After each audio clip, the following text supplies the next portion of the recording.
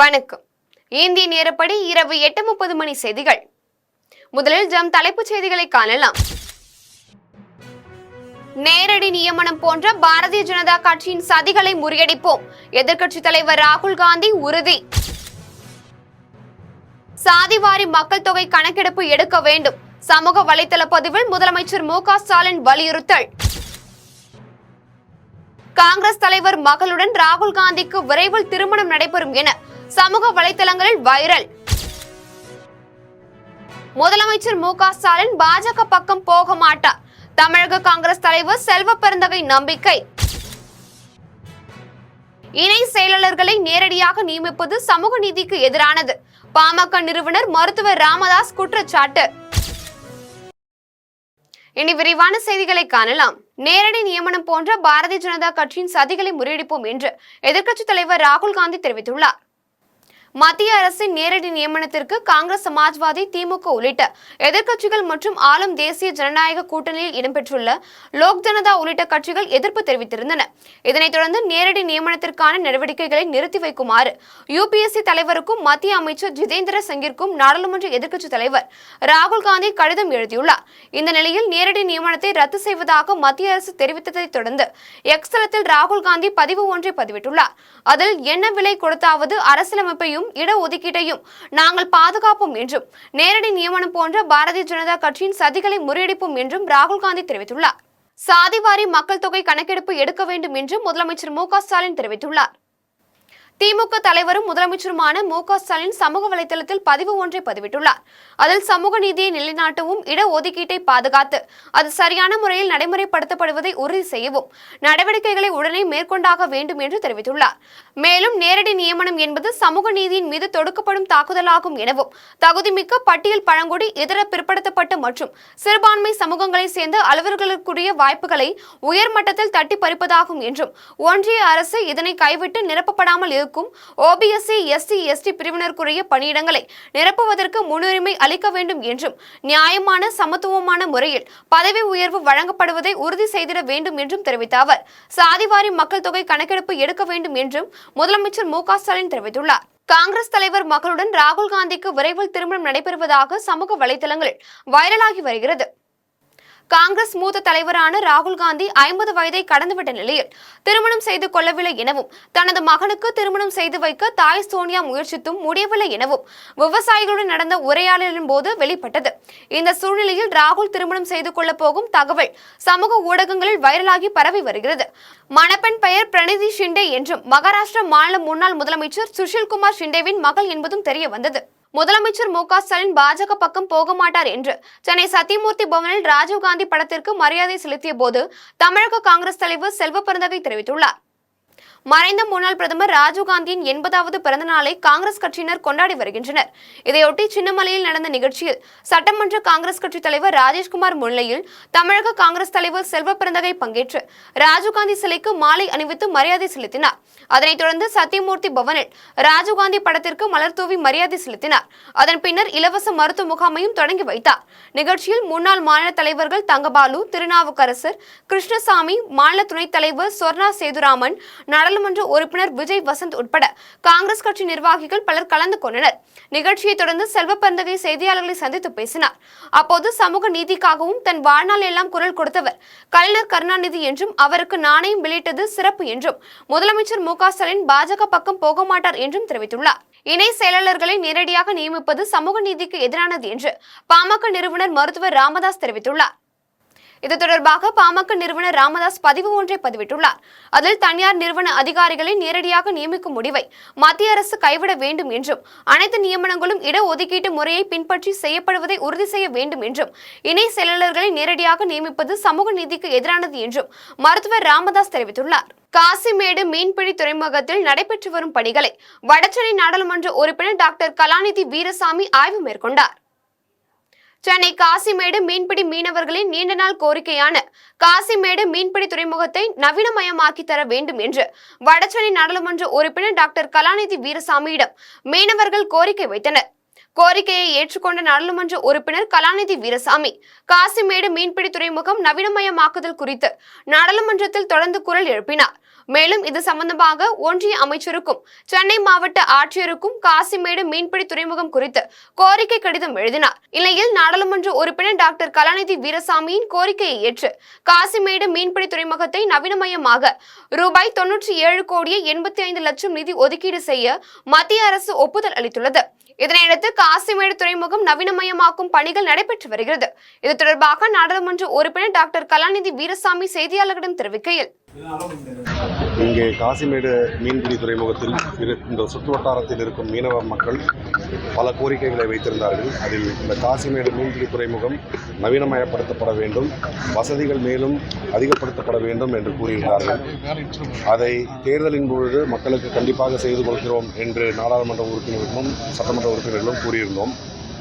அதன்படி கடந்த 3 ஆண்டுகளில் இந்த திட்டப்பணிகள் மேற்கொள்ளப்பட்டு சுமார் 100 கோடி ரூபாயில் இங்கே காசிமேடு மீன்பிடி துறைமுகம் பல வசதிகளுடன், அதாவது மொத்த வியாபாரிகளுக்கும் சில்லறை வியாபாரிகளுக்கும் பொதுமக்கள் வந்து செல்லும் பொழுது அவர்களுக்கு தேவையான வசதியுடன் போதுமான கழிப்பிறை மற்றும் மழை பெய்தாலும் அவர்களுக்கு பாதுகாப்பாக ஒரு வியாபாரம் செய்யும் ஒரு சூழ்நிலையை உருவாக்கும் விதத்தில் 100 கோடி ரூபாயில் ஒரு திட்டம் தயாரிக்கப்பட்டு அது செயல்படுத்தப்பட்டு கொண்டிருக்கிறது.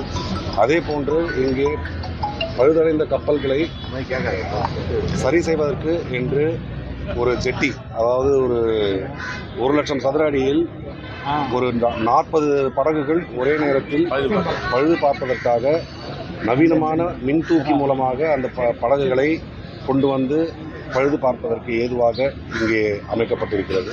குடியாத்தம் நகர காங்கிரஸ் கட்சி சார்பில் மறைந்த முன்னாள் பாரத பிரதமர் ராஜீவ்காந்தி பிறந்தநாள் விழா கொண்டாடப்பட்டது. வேலூர் மாவட்டம் குடியாத்தம் நகர காங்கிரஸ் கட்சி சார்பில் பேருந்து நிலையம் அருகே மறைந்த முன்னாள் பாரத பிரதமர் ராஜீவ்காந்தியின் பிறந்தநாள் விழா கொண்டாடப்பட்டது. விழாவிற்கு குடியாத்தம் நகர்மன்ற உறுப்பினர் விஜயன் தலைமை தாங்கினார்.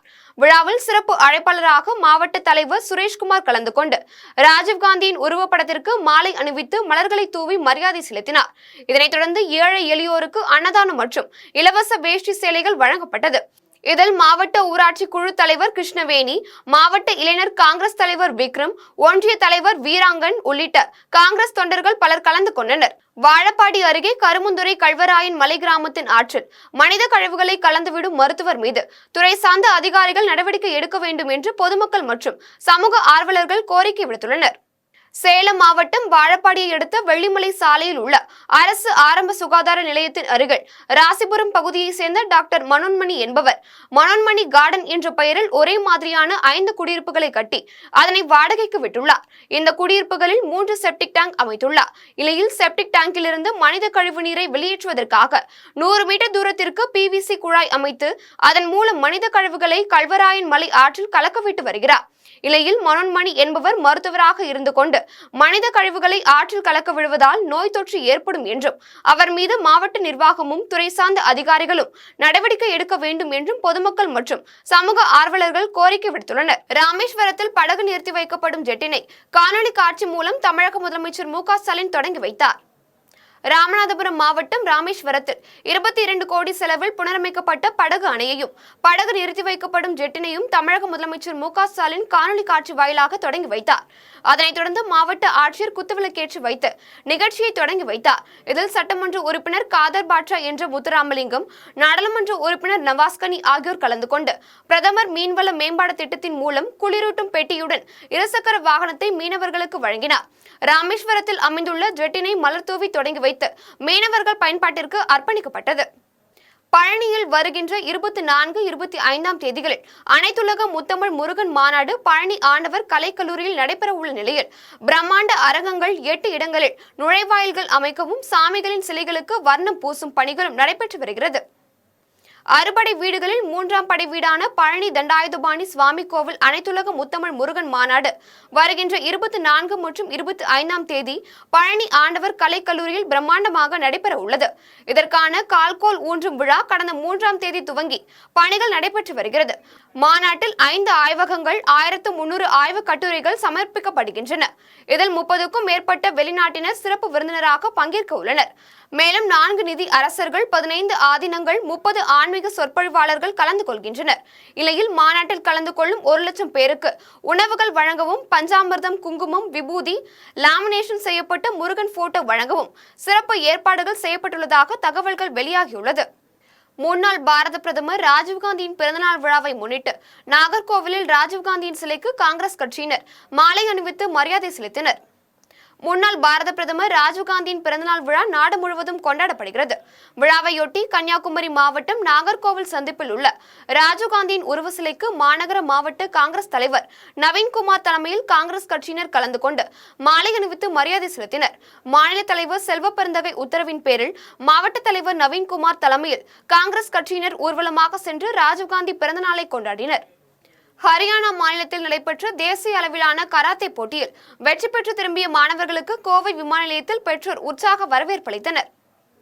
கராத்தே அசோசியேஷன் ஆஃப் இந்தியா சார்பில் 2024ஆம் ஆண்டிற்கான தேசிய அளவிலான கராத்தே போட்டி ஹரியானா மாநிலம் பஞ்சகுலா ஒலிம்பிக் பவன் உள் விளையாட்டு அரங்கத்தில் கடந்த 15ஆம் தேதி முதல் 18ஆம் தேதி வரை 4 நாட்கள் நடைபெற்றது. 5 பிரிவுகளில் நடைபெற்ற போட்டியில் கோவை மாவட்ட பள்ளி மாணவர்கள் பங்கேற்றனர்.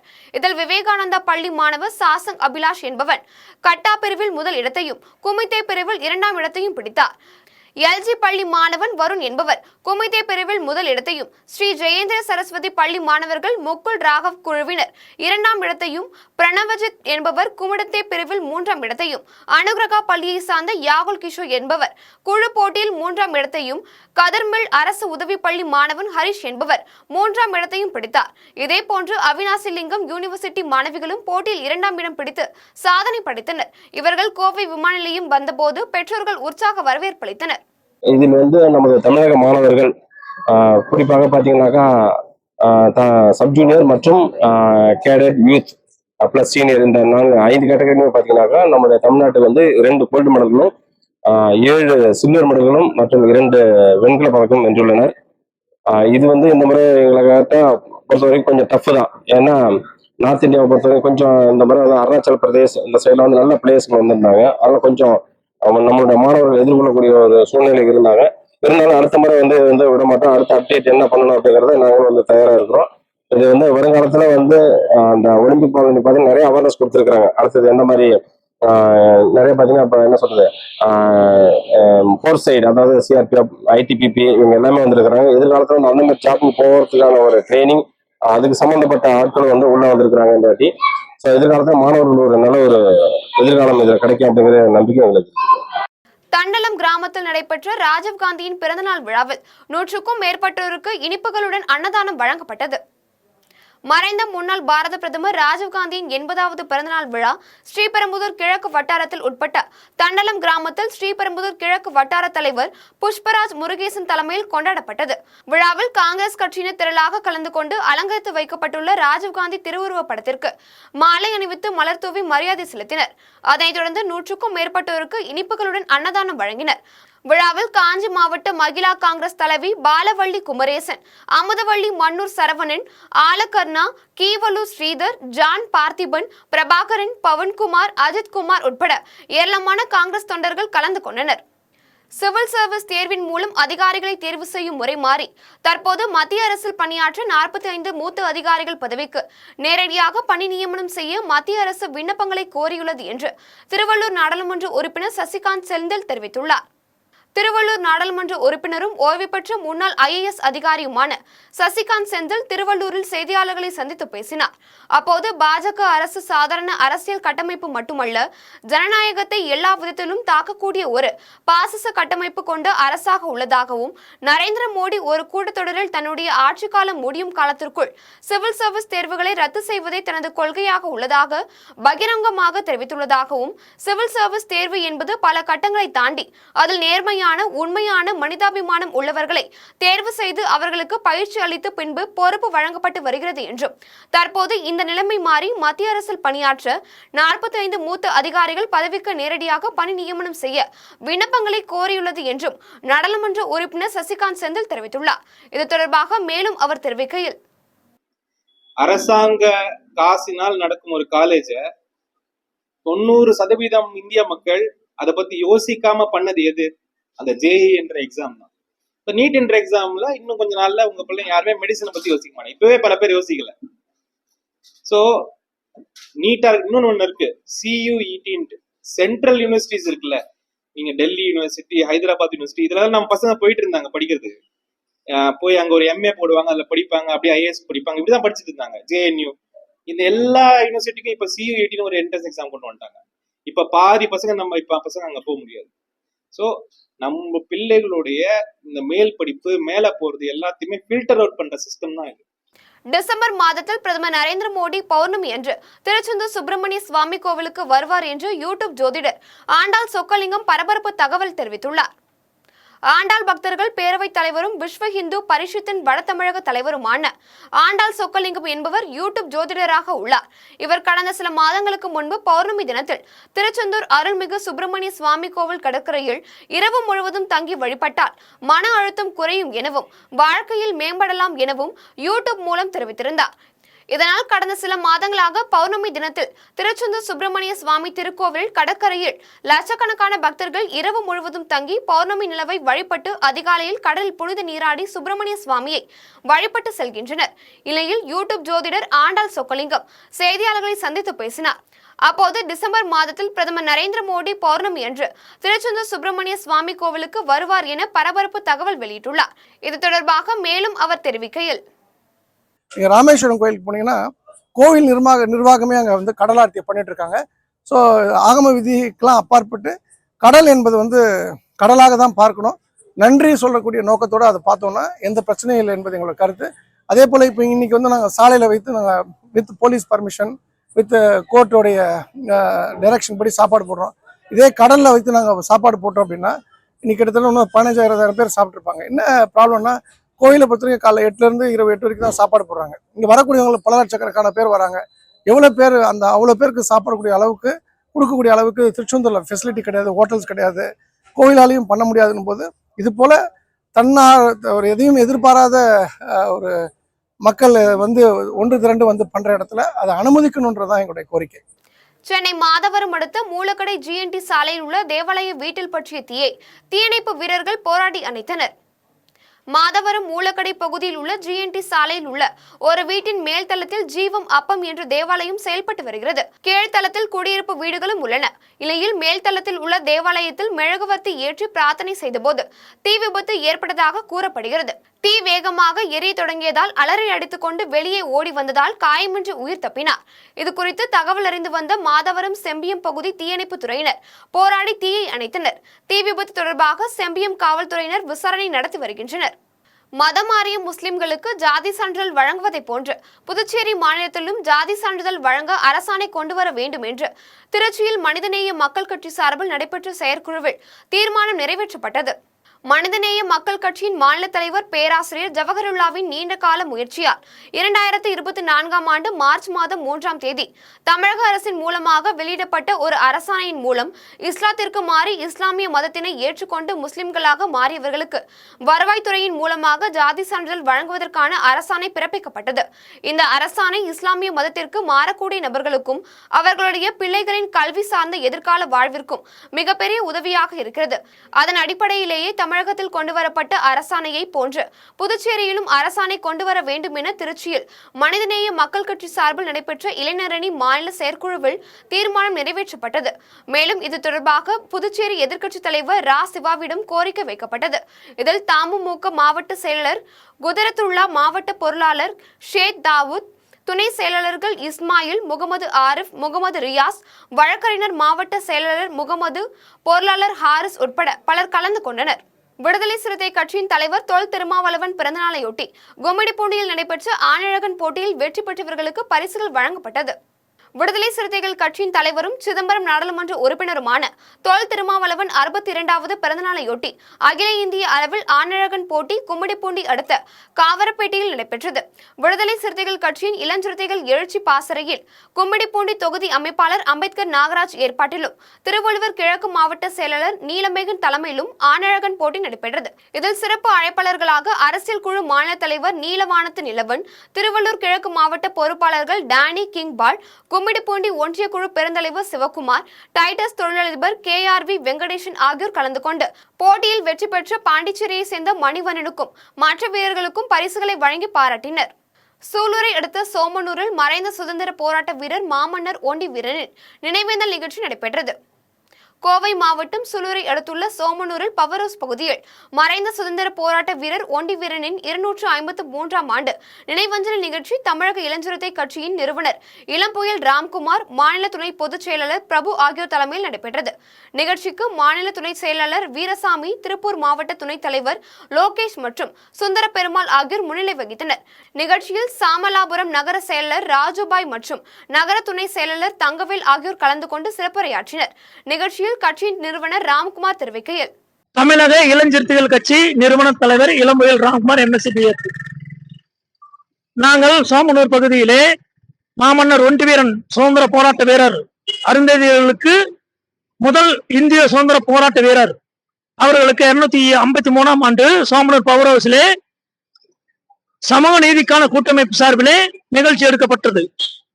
மாமன்னர் ஒண்டி வீரன் அவர்கள் வெள்ளையர்கள் காலத்திலே முதல் போராட்ட தியாகியாக இருந்திருக்கிறார். வெள்ளையர்களை திருநெல்வேலி மாவட்டம் சங்கரன் கோவிலே தென்மலையிலே தனியாக ஒண்டியாக நின்று அவர்களை பல்லாயிரக்கணக்கான ஆங்கிலேயர் படையினை வென்று காட்டியவர். அதனால் அவர்களுக்கு எங்களது தமிழக இளஞ்சிறுத்தைகள் கட்சியின் சார்பாக வீர வணக்கத்தையும் நன்றியையும் தெரிவித்துக் கொள்கிறோம். வடசென்னை கிழக்கு மாவட்ட காங்கிரஸ் கமிட்டி சார்பில் 50க்கும் மேற்பட்ட காங்கிரஸ் கட்சியினர் முன்னாள் பாரத பிரதமர் ராஜீவ்காந்தியின் பிறந்த நாளை கொண்டாடினர். தமிழ்நாடு காங்கிரஸ் கமிட்டி தலைவர் செல்வ பெருந்தகை ஆணைக்கிணங்க வடசென்னை கிழக்கு மாவட்ட காங்கிரஸ் கமிட்டி சார்பில் முன்னாள் மாவட்ட தலைவரும் மாநில செயலாளருமான RD குணாநிதி தலைமையிலும் சர்க்கிள் தலைவர்கள் மற்றும் வட்ட தலைவர்கள் முன்னிலையிலும் MC சாலையில் காமராஜர் நிலையிலிருந்து ராஜீவ்காந்தி சிலை வரை அமைதி ஊர்வலம் நடைபெற்றது. முன்னதாக காமராஜர் சிலைக்கும் ராஜீவ்காந்தி உருவப்படத்திற்கும் காங்கிரஸ் கட்சியினர் மாலை அணிவித்து மலர் தூவி மரியாதை செலுத்தினர். இதில் 50க்கும் மேற்பட்ட காங்கிரஸ் கட்சியினர் கலந்து கொண்டு பொதுமக்களுக்கு இனிப்புகள் வழங்கி ராஜீவ்காந்தி பிறந்தநாளை கொண்டாடினர். ஆம்பூர் அருகே நாடாளுமன்ற உறுப்பினர் கதிர் ஆனந்த் வருகைக்கு எதிர்ப்பு தெரிவித்து கருப்பு கொடி காட்ட இருந்த விடுதலை சிறுத்தை கட்சியின் நிர்வாகி தமிழ்செல்வனை காவல்துறையினர் கைது செய்ததால் பரபரப்பு நிலவியது. நாடாளுமன்ற தேர்தலில் வேலூர் நாடாளுமன்ற தொகுதியில் திமுக சார்பில் போட்டியிட்டு 2வது முறையாக வெற்றி பெற்ற நாடாளுமன்ற உறுப்பினர் கதிர் ஆனந்த் பல்வேறு பகுதிகளில் நன்றி தெரிவித்து வருகிறார். அந்த வகையில் ஆம்பூர் அடுத்த சேமலாபுரம் ஊராட்சியில் நாடாளுமன்ற உறுப்பினர் கதிர் ஆனந்த் நன்றி தெரிவிக்க வருகை தர இருந்த நிலையில் தங்கள் பகுதிக்கு எந்தவித அடிப்படை வசதிகளையும் செய்து கொடுக்கவில்லை என கூறி விடுதலை சிறுத்தை கட்சியை சேர்ந்த விடுதலை தொழிலாளரும் மாவட்ட அமைப்பாளருமான தமிழ்செல்வன் நாடாளுமன்ற உறுப்பினர் கதிர் ஆனந்திற்கு எதிராக கருப்பு கொடி காட்டுவேன் என அறிவித்து சேமலாபுரம் கூட்டு சாலை போராட்டத்தில் ஈடுபட்டார். அப்போது திமுக நிர்வாகிகள் சமரசம் செய்ததை ஏற்றுக்கொள்ளாத தமிழ்செல்வனை காவல்துறையினர் கைது செய்து காவல் நிலையத்திற்கு அழைத்து சென்றனர். இதனால் அப்பகுதியில் பரபரப்பு நிலவியது. திருக்கழுக்குன்றம் தேவகிரீஸ்வரர் திருக்கோவில் கிரிவல பாதையில் தேங்கியுள்ள குப்பைகளை அகற்றும் பணியில் பேரூராட்சி நிர்வாகத்துடன் இணைந்து கல்லூரி மாணவ மாணவியர் குப்பைகளை அகற்றினர். நினைத்தாலே முக்தி தரும் திருவண்ணாமலை அருணாச்சலேஸ்வரர் திருக்கோவிலுக்கு அடுத்தபடியாக திருக்கழுக்குன்றம் தேவகிரீஸ்வரர் திருக்கோவில் அமைந்துள்ளது. இக்கோவிலில் பௌர்ணமி தினத்தில் ஏராளமான பக்தர்கள் கிரிவலம் சென்று வருகின்றனர். இந்நிலையில் நேற்று கிரிவலம் வந்த பக்தர்கள் வீசி சென்ற பிளாஸ்டிக் பாட்டில்கள், அன்னதானம் சாப்பிட்ட தட்டுகள் மலை போல் குவிந்துள்ளன. இந்த குப்பைகளை அகற்ற திருக்கழுக்குன்றம் பேரூராட்சி சேர்மன் யுவராஜ் உடனடி நடவடிக்கை மேற்கொண்டதை அடுத்து பேரூராட்சி தூய்மை பணியாளர்கள் மற்றும் தண்டரை ஆசன் பொறியியல் கல்லூரி மாணவ மாணவிகள் என 200க்கும் மேற்பட்டோர் கலந்து கொண்டு குப்பைகளை அகற்றி தேவகிரீஸ்வரர் கோவிலின் கிரிவல பாதையை தூய்மைப்படுத்தினர். நிகழ்ச்சியில் பேரூராட்சி துணைத் தலைவர் அருள்மணி, சமூக ஆர்வலர் சரவணன், கல்லூரி முதல்வர் ஞானவேல், இயக்குநர் குமரேசன், முத்தையா மற்றும் பேராசிரியர்கள் கலந்து கொண்டனர். ஆத்தூர் அருகே கொத்தாம்பாடி மாரியம்மன் திருக்கோவிலில் நடைபெறும் தேர் திருவிழாவை முன்னிட்டு பெண்கள் பால்குடம் எடுத்து சென்று அம்மனுக்கு பாலாபிஷேகம் செய்தனர். சேலம் மாவட்டம் ஆத்தூர் அருகே உள்ள கொத்தாம்பாடியில் ஸ்ரீ மாரியம்மன், ஸ்ரீ தீபச்செல்லியம்மன் திருக்கோவில் அமைந்துள்ளது. இக்கோவிலில் ஆண்டுதோறும் ஆவணி மாதத்தில் தேர் திருவிழா நடைபெறுவது வழக்கம். அதன்படி இந்த ஆண்டு கடந்த 13ஆம் தேதி காப்பு கட்டுதலுடன் தொடங்கிய தேர் திருவிழாவில் நாள்தோறும் அம்மனுக்கு சிறப்பு அபிஷேக அலங்கார ஆராதனைகள் நடைபெற்றது. அதனைத் தொடர்ந்து பால்குட ஊர்வலம் வெகு விமர்சையாக நடைபெற்றது. இதில் 300க்கும் மேற்பட்ட பெண்கள் பால்குடம் எடுத்து சென்று அம்மனுக்கு பாலாபிஷேகம் செய்தனர். காட்டுமன்னார் கோவிலில் காங்கிரஸ் கட்சி சார்பில் பொதுக்குழு உறுப்பினர் மணிமொழி தலைமையில் ராஜீவ்காந்தியின் பிறந்தநாள் விழா கொண்டாடப்பட்டது. கடலூர் மாவட்டம் காட்டுமன்னார் கோவிலில் காங்கிரஸ் கட்சி சார்பில் மறைந்த முன்னாள் பாரத பிரதமர் ராஜீவ்காந்தியின் பிறந்தநாள் விழா தமிழ்நாடு காங்கிரஸ் கட்சி துணைத் தலைவரும் அகில இந்திய காங்கிரஸ் கமிட்டி உறுப்பினருமான முனைவர் KI மணிரத்னம் வழிகாட்டுதலின்படி நடைபெற்றது. காட்டுமன்னார் கோவில் ஊராட்சி ஒன்றிய அலுவலகத்தில் பொதுக்குழு உறுப்பினர் மணிமொழி தலைமையில் நடைபெற்ற விழாவில் காங்கிரஸ் கட்சியினர் திரளாக கலந்து கொண்டு ராஜீவ்காந்தி சிலைக்கு மாலை அணிவித்து மரியாதை செலுத்தினர். அதன் பின்னர் பொதுமக்களுக்கு இனிப்புகள் வழங்கி ராஜீவ்காந்தி பிறந்தநாளை கொண்டாடினர். மாவட்ட துணைத் தலைவர் ஆசிரியர் ராமன், வட்டார தலைவர் சங்கர், NRS பாண்டியன் ஆகியோர் முன்னிலையில் நடைபெற்ற விழாவில் நகர தலைவர் அன்வர் அனைவரையும் வரவேற்றார். இதில் மாவட்ட செயலாளர்கள் ஷானு ஜாகிர் உசேன், அண்ணாதுரை, லால்பேட்டை நகர தலைவர் இதயாத்துல்லா மற்றும் கட்சி நிர்வாகிகள் சலாம், பாபுராஜன், திருவரசு, ராமதாஸ், தம்பியா பிள்ளை, ராஜன், முருகன், தியாகு உள்பட பலர் கலந்து கொண்டனர். இனி வருவது உலக செய்திகள்.